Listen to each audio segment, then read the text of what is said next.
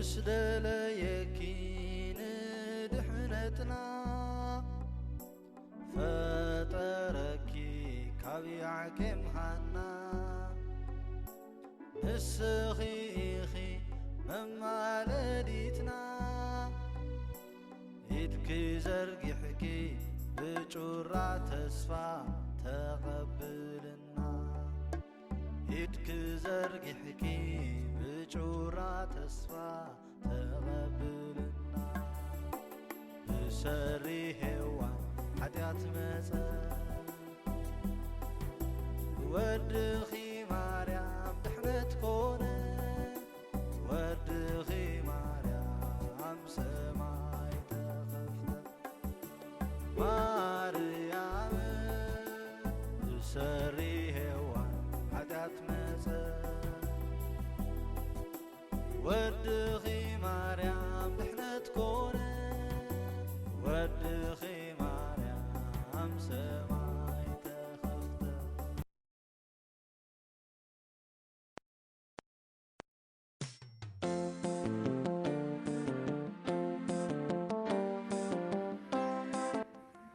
بسم أبن ولدن منفس قدسن حدا أملاخ أمين ذي أبهير إمحارنان يرحرحلنان بروخ ليتي أحترو برهان معالتي زرعينا أملاخ يبارك وداسنا وداسي ملاختي قبرلنا عينتي لبونانا يبرحلنا بنا بسماي تنبر سنكاي مسكن من قصخات ومسان فقط كاب سماي كم زخوني كمونا مدريخون مقبعلتنا لو مهبنا زبدلنا كا ربللنا نحناون نزبدلنا يقرأ خمن نبل أفتناي تأتونا كاكفو أدحننا كمي منقسن حيلن كبرن نزل عالم أتكاي أمين سلام نعاخي وماريام تسقاد ملآكي زيابير مساخيو انكابا نسي سبارك أخي نايكر سخفر يسوس كأس سبارك أيوم وقدست مريم أدى أملاخ لمن لنا نعانا نهاتان نحجين بقيسي موتنان آمين سبحات نآبن نولدن نمنفس قدسن يخن تنتخن ذنبري حجخاء نوترو نزل علم أهلم آمين انكاب وانجيل لقاس معرف حدين كاب عسران شدشتن سقاب سلسان تجحتن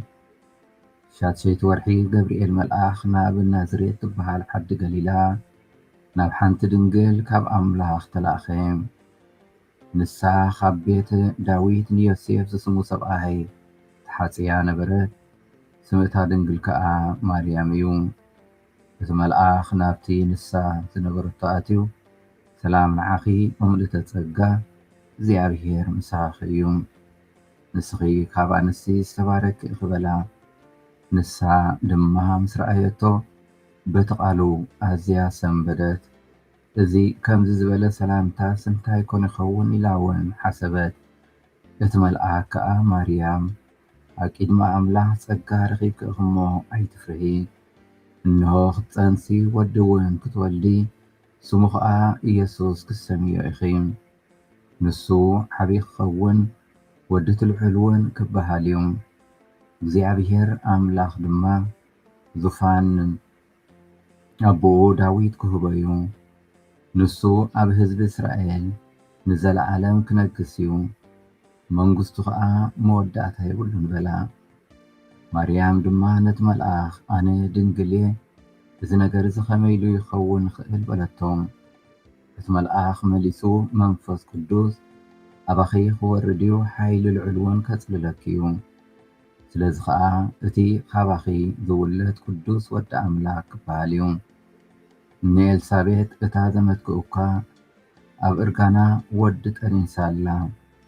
نتا مخانة بهال إزسات شاي ورحايوم كمي نجزي أبيهر رسانو نقر البون بلا مريم دما نخو آني باريات زي أبيهر يخم تزبال كالي يخون اللي بلتو بدحرزي اتملأخ كابعا خدم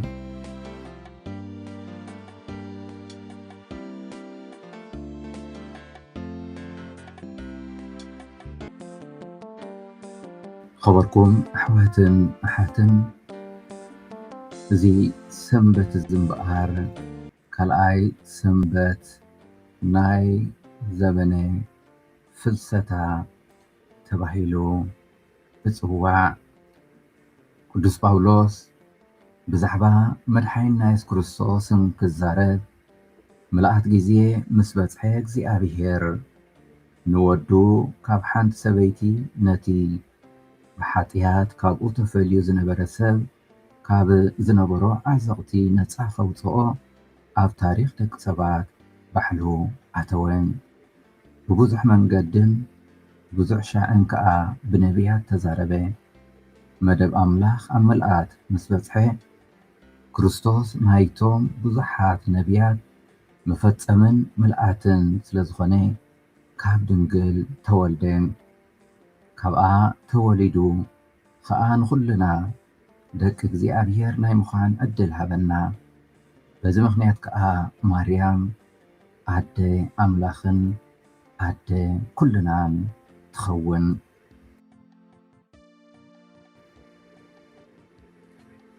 ኣብ ታሪኽ ቤተክርስትያን እቲ ዝዓበየ መልእኽቲ ናይ ማርያም እምበኣር ኣብ መዛግብቲ ትምህርቲ ቤተክርስትያን ናይ ማርያም ከም መንፈሳዊት ኣደ ዝገልጽ ብርሃን ኣህዛብዩ ኣብ ቁጽሪ 64 ክርእዮ ንኽእል ንምስጢራዊ ቅድስና ድንግል ማርያም ብተመስጦ እናተመልከተት ንፍቓድ እግዚኣብሔር ብእምነት እናፈጸመት ንቓል እግዚኣብሔር ብእምነት ተቐቢላ ብጊድኣ እንተኸውን ከመይ ንሳ ብስብከትን ብጥምቀትን ብመንፈስ ቅዱስ ዝተጠንሱን በአምላክ ዝተወልዱን ደቂ ንሓዲስን ዘለዓለማውን ህይወት ትወልዶም ንሳ ንገዛ ርእሳ ነታ እምነት ብምልእታን ብፅሬታን ክትዕቅባ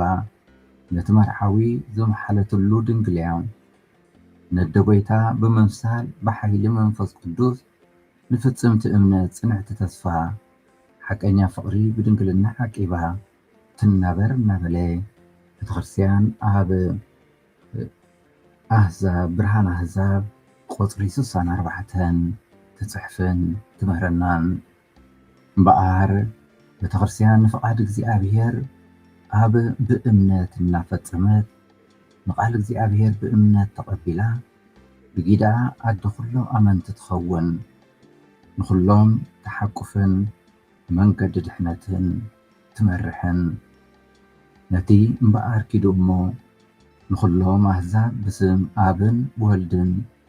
መንፈስ ቅዱስን እናጠመቁም ደቂ መዛሙርቱ ይግበርዎም ዝብል ትእዛዝ ክትፍጽም ወትሩ ትጽሕር እግዚኣብሔር ንግዝእትና ማርያም እምበኣር ኣደ ኣምላኽ ብገብርኤል መልአክ ከም ዝናበለ ከም ተቐዲምና ሰማዕናዮ የበስራ ሰላም ንዓኺ ኦ ምልእተ ጸጋ እግዚኣብሔር ምሳኺ እዩ ንስኺ ካብ ኣንስቲ ዝተባረክኺ ኢኺ ኣብ ቅድሚ ኣምላኽ ጸጋ ረኺብኪ ኢኹ እሞ ኣይትፍርሂ እንሆ ክጠንሲ ወዲ እውን ክትወልዲ ስሙ ከዓ ኢየሱስ ክሰምዮ ኢኺ ምስ በላ ወላ እኳ ኣብ መጀመርያ ንኽትቅበሎ ሃንደበት እንተኾና እኒኹ ኣነ ባርያ እግዚኣብሔር እየ ከምቲ ዝበልካለይ ይኹነለይ ብምባል ነቲ ካብ እግዚኣብሔር ዝመጻ ዕድመ ፀዋዕታን ተቐበለቶም በዚ ከዓ ኣደ ጎይታናን ኣደ ኩሎም ኣመንትን ኮነት እዚ ሰላምታ ገብርኤል መልአኽ ንእግዝእትና ማርያም ብዙሕ ኣኽብሮት ከም ዝሃባ ከዓ የረድም ኤልሳቤጥ እውን ብመንፈስ ቅዱስ ተመሊኣ ንስኺ ብፅእቲ ኢኺ እናበለት ክትፅዋሓን ክትወድሳን ክተኽብራን ትርከብ ንስኺ ብፅእቲ ኢኺ ከምኡውን ብመንፈስ ቅዱስ ተመሊኣ ይብለና ቃል ወንጌል ኣደ ጎይታይ ክትበፅሕንስ እዚ ኩሉ ካበይ ኮነለይ እናበለት ንእግዝእትና ማርያም ዕብየታን እንታይነታን ትገልጽ ባሕላውን እግዝእትና ማርያም ብመንፈስ ቅዱስ ተመሊኣ ካብ ሕጂ ንድሓር ኩላቶም ወለዶ ብፁዕቲ ክብልን እዮም እናበለት ኣብ ሉቃስ 48 ንረክብ እግዚኣብሔር እምበኣር ኣደ ቤተ ክርስቲያን ክትከውን ኣቐዲሙ ካብ ኩሉ ርክሰት ሓጢኣት ነፃ ገይሩ ፈጢርዋ። ስለዚ ከዓ ብዘይ ሓጢኣት ኣዳም ተጠንሰት። ነዚ ዕላማ እዚ ብቕዕቲ ኮይና ምእንቲ ክትርከብ ከዓ ማርያም መንቅብን ጉድለትን ዘይብላ ብፀጋ ሃብታም ኮይና ተፈጥረት። ቤተ ክርስቲያን ብመንገዲ ርእሰ ሊቃነ ጳጳሳት ፒዮስ ታሽዓይ ብ1854 ዓመተ ምህረት ቅድስት ድንግል ማርያም ብዘይ ሓጢኣት ኣዳም ከም እተጠነሰት ትነግረላን ክእውጅላን ተረኽቦም። በዚ ምክንያት ከዓ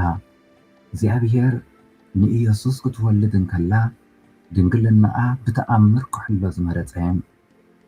ከምኡ እውን ድሕሪ ሞታ ስጋኣ ከይበስበሰ ንሰማይ ክፈልስ ዓቀቦ። በዚ መንገዲ ቅድስተ ማርያም ኣብ መደብ ድሕነት ፍሉይ ግደ ከም ዝተዋህባ ዘርኢ እዩ። እግዝእትነ ማርያም ንኢየሱስ ብስጋ ከም ዝወለደቶን ኢየሱስ ከዓ ፍፁም ሰብ ፍፁም ኣምላክ ከም ዝኾነ ስለዚ እውን ንሳ ኣደ ኣምላክ ከም ዝኾነትን ካቶሊካዊ ቤተክርስቲያን ትምህር ተኣምንን። ቀዳሞት ኣቦ ቤተክርስቲያን እግዝእትነ ማርያም ሓዳስ ሔዋን ከም ዝኾነት የስተምህሩ። እዞም ኣቦ ሔዋን ብሕጊ ተፈጥሮ ናይ ኩሉ ዓሌት ሰብ ኣደ ከም ዝኾነት እግዝእትነ ማርያም ከዓ ብሕጊ ፀጋ ናይ ኩሉ ዓሌት ሰብ ኣደ ምዃና ይርእዩ። ገለ ካብ መንፈሳዊ ጸሎት ቅዱሳትና ናይ ቅዱስ በርናርዶስ ጸሎት እንተረኣና ቅዱስ በርናርዶስ ከም ዝናበለ ይጽሊ ኦ ፍጽምቲ ሕያወይቲ ድንግል ማርያም ናብ ሓለዋኺ እንካብ ዝተባህለሉ ረድኤትክውን እንካብ ዝለመኑ ልመናኽውን እንካብ ዝደለዩ ካብዚኣቶም ሓደ እኳ ዝጠፍአ ከም ዘይተሰምዐ ሰቢ ኦ ድንግል ተተናግል ኣደና ንሕና እውን በዚ እምነት እዚ ፀኒዕና እናተጨነቕና እውን ኣብ ቅድመ ደው ንብል ኣለና። ኦ ኣደ ቃል ንጸሎትና ብሕያውነትኪ ስምዕዮ ኣስምርዮ እምበር ኣይትንሓቕዮም እናበለ ዝደረሶ ጸሎት መቕድም ኮይኑ ቀዳሞት ክርስቲያን ነቲ ናይ እምነናት እግዝእትነ ማርያም መንፈሳዊ ኣደነት ይኣምኑን የኽብሩን ከም ዝነበሩ የመልክት። ኢየሱስ ንሙሉእ ዓሌት ሰብ ስለ ዘድሓነ እግዝእትነ ማርያም ከዓ ኣዲኡ ጥራይ ዘይኮነትስ ናይቶም ዘድሓኖምን ኣሕዋቱን ኣሓቱን ዝገበሮምን ናይ ኩሉ ዓሌት ሰብ ኣደ ምዃና ንኣምን።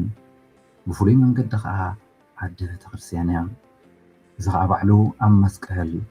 ንወዲ መዛሙርቱ ዮሃንስ ዝበሎ ክንዝክር ንኽእል። እቲ ዘፍቅሮ ወዲ መዝሙሩ እንሄት ኣደኻ ክብሎም ከሎ ነታ ዘፍቅራ ኣዲኡ ከዓ ኣቲ ሰበይቲ እንሆ ወድኽ እናበለ ናይ ነፍሲ ወከፍና ኣደ ንኽትከውን ሃበና። ስለዚ ንሕና ነፍሲ ወከፍና ማርያም ኣደ ኢየሱስ ኣደ ነፍሲ ወከፍና ምዃና ክንኣምንን ክንቅበልን ይግባአና። ማርያም ኣደ ኢየሱስ እያ፣ ኢየሱስ ከዓ ኣምላኽ እዩ። ምእንቲ እዚ እግዝእትነ ማርያም ኣደ ኣምላኽ እያ። ሓደ ክርስቲያን እምበኣር እግዝእትነ ማርያም ኣደ ኣምላኽ ምዃና እንተደኣ ዘይተቐቢሉ ንምስጢረ ስጋዌ ናይ ኢየሱስ ሰብ ምዃን ይኽሕድ። ማርያም ከመይ ኢላ እያ እምበኣር ፍጥር እንከላ ኣደ ፈጣሪ ክትከውን እትኸውን ኢሎም ንዝሓቱ እቲ ዘለዓለማዊ ወልደ እግዚኣብሔር ሰብ ምስኮነ ባህሪ ሰብ እዩ ለቢሱ። ምእንቲ እዚ ሰብ ብምዃን ካብ ሰበይቲ ብምላት ከዓ ልክዕ ሓደ ኸማና ኮይኑ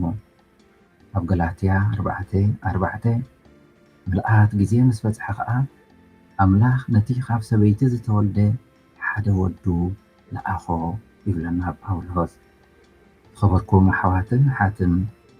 እምበኣር እዚ ወቅት እዚ እዚ ሰንበት እዚ ንማርያም ዝተወፈየ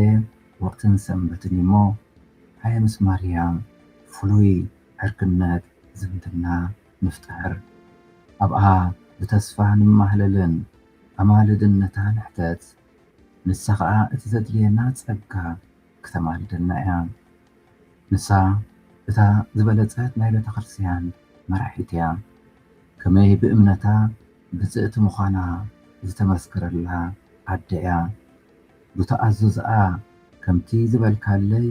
ዝበልካኒ ይኹነለይ ብምባል ንፍቓድ እግዚኣብሔር ኣብኣ ክፍጸም ስለ ዝተቐበለትን ዘፍቀደትን ንሳ መምህር ናይ እምነት እያ እሞ ኣብነታን ሂወታን ናስተንተና ንዓ ንስዓብ ኣሰራ ንከተል ብኣ ኣቢልና ከዓ ንክርስቶስ ኣምላኽና ንርከቦም ንኽነምልኾ ዝፈጠረና እግዚኣብሔር ምስጋና ይኹን። ኣዴናን መድሓኒትናን ንዝኾነ ድንግል ማርያም ወላዲት ኣምላኽ ምስጋና ይኹን። ዕፀ ድሕነትናን ሓይልናን ፀግዕናን ንዝኾነ መስቀል ክርስቶስ ምስጋና ይኹን። እግዚኣብሔር ኣምላኽና ናይ ንግሆ ጸሎትና ከም ሕያው መስዋዕቲ ተቐበለልና። ኣብ ኩሉ ጉዕዞናን ስራሕናን ኣሰንየና ሰናይ ዝኾነ ተግባራት እናፈጸምና ከም እንውዕል ግበረና። ዝተባረኸን ዝተቐደሰን መዓልትን ሰንበትን ግበረልና። ኣማልድነት ኩሎም ቅዱሳን እኖና ቅድስት ድንግል ማርያም ኣይፈለየና። ሰላም ንዓኺ ኦ ማርያም ጸጋ ዝመልአኪ እግዚኣብሔር ምሳኺ እዩ። እንካብ ኣንስቲ ዝተባረኪ ኢኺ ናይ ከርስኺ ፍሬ ኢየሱስ ከዓ ዝተባረኸ እዩ። ኦ ቅድስቲ ማርያም ኣደ ኣምላኽ ለምንልና ንዓና ንኃጥኣን ንሕጅን ብጊዜ ሞትናን ኣሜን። ስብሃት ንኣብን ንወልድን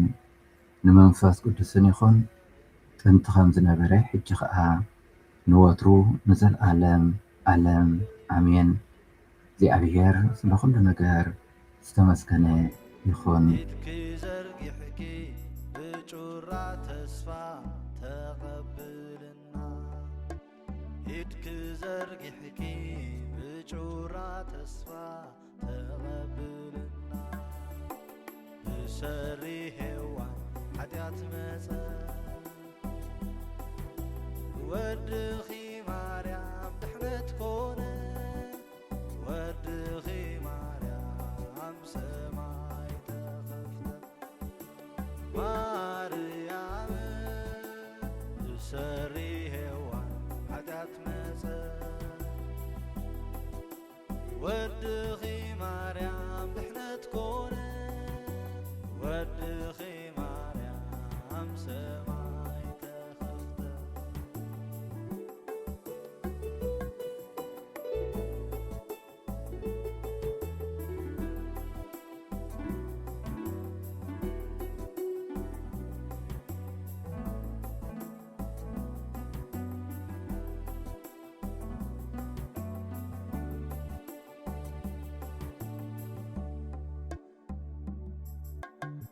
ዝተበሰርኪ ብገብርኤል ንኽትወልዲ ኣማኑኤል ሕራይልኪ ተቐበልክዮ ብትሕትና ከም ዝበልካኒ ይኹን በልክዮ ብትሕትና ከም ዝበልካኒ ይኹን በልክዮ ብሰሪ ሔዋን ሓጢኣት መፀ ወድ